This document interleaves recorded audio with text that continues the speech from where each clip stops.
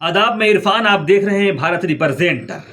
अगर कोई सियासी लीडर किसी लीडर को अपमानित करने के लिए पहले से षड्यंत्र कर दे तो निर्भर उस व्यक्ति पर करता है जो अपमानित होने वाला होता है कि वो किस तरह से अपमान को सम्मान में बदल दे।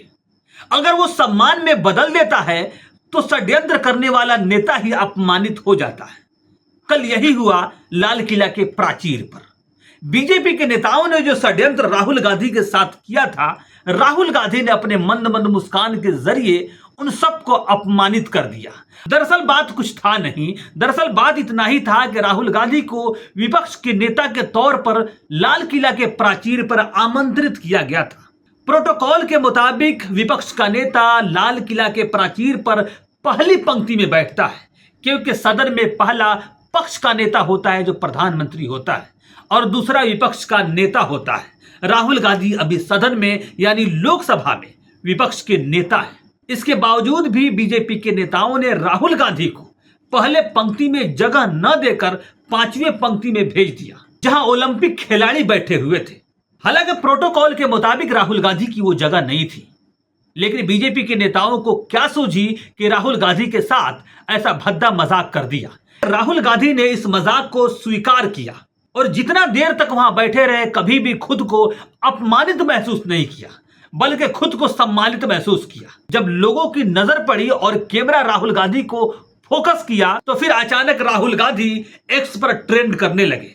इस दौरान प्रधानमंत्री लाल किला के प्राचीर से कपकपाती जबान और थरथराती हाथों से बेदम की आवाज से बोलते रहे। राहुल गांधी तकरीबन प्रधानमंत्री के तमाम भाषणों को सुनते रहे और आखिर में उतरकर ओलंपिक खिलाड़ियों से हाथ मिलाकर वापस लौट गए। लेकिन एक्स पर ट्रेंड करने के बाद देशवासियों ने बीजेपी से सवाल करना शुरू कर दिया कि प्रोटोकॉल के मुताबिक राहुल गांधी की जगह पहली पंक्ति में होनी चाहिए थी। फिर क्या वजह है कि राहुल गांधी को पांचवी पंक्ति में भेज दिया गया? काफी देर के बाद रक्षा मंत्रालय ने जवाब दिया कि ओलंपिक खिलाड़ियों को सम्मानित करना था, इसलिए राहुल गांधी को पांचवी पंक्ति में भेजा गया। हालांकि प्रथम पंक्ति में बीजेपी के शीर्ष लीडर बैठे थे, उनको भी वहां भेजा जा सकता था, लेकिन राहुल गांधी को ही क्यों भेजा गया, ये आप समझ सकते हैं। ये बताने की जरूरत नहीं है। रक्षा मंत्रालय के इस गोलमोल जवाब से आप अंदाजा लगा चुके होंगे कि बीजेपी ने सिर्फ राहुल गांधी को अपमानित करने के लिए पांचवें पंक्ति में भेज दिया था। हालांकि ये कोई पहली बार नहीं था।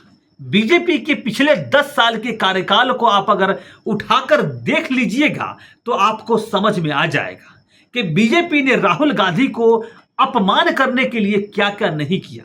कभी बीजेपी ने एजेंसी को पैसे दिए और एजेंसी के द्वारा राहुल गांधी को पप्पू बनवा दिया, तो कभी बीजेपी के प्रवक्ताओं ने भरे डिबेट में राहुल गांधी को गधा तक कहा, लेकिन राहुल गांधी अपने मार्ग पर बिना भटकते चलते रहे। और यही वजह है कि आज राहुल गांधी सदन में विपक्ष के नेता हैं। आदरणीय प्रधानमंत्री के तीसरे कार्यकाल की हालत यह है कि राहुल गांधी अगर सदन में खड़े हो जाए तो आदरणीय प्रधानमंत्री पानी पीने लगते हैं। हर कार्यकाल में देशवासी सिर्फ पक्ष को सुनता था, लेकिन इस बार राहुल गांधी को सुन रहा है, यानी कि प्रतिपक्ष के नेता और विपक्ष को सुन रहा है। हालत तो यह हो गई है कि अमित शाह खड़े होते हैं बोलने के लिए तो अखिलेश यादव बीच में उठकर ऑब्जेक्शन लगा देते हैं।